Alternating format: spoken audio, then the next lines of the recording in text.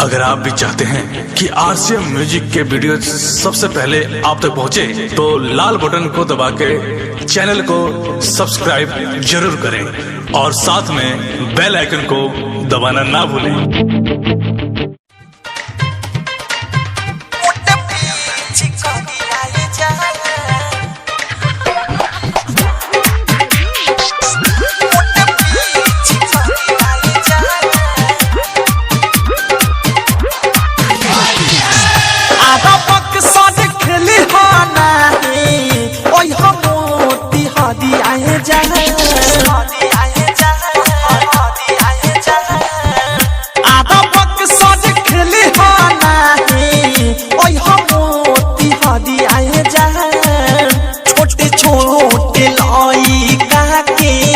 मोटे पीछे कह दिया है जान, छोटे छोटे लाई कह के अब मोटे पीछे कह दिया है जान, मोटे पीछे कह दिया है जान।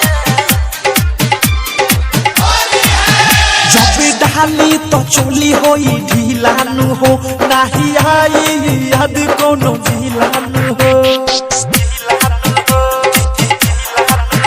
कहू होली के मिली ना ऐसन सवाद, बड़ी याद पड़ी रंगी लगावला के बाद। बड़ी सुई लाद होला खोल दी दुआरी आए जान, छोटे छोटे लाई कह के मोटे पीछे कर दिया जान, छोटे छोटे लाई कह के मोटे पीछे कर दिया जान।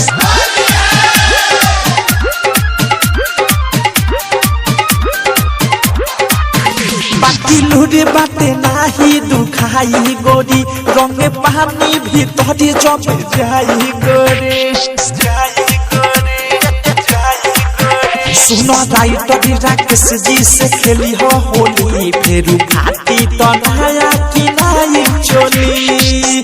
अवधेश प्रेमी बिकी रंगी है लगड़ी आए जान, छोटे अनुरागवा के बाटे अब मोटे पीछे करी आए जान, छोटे छोटे लाई कह के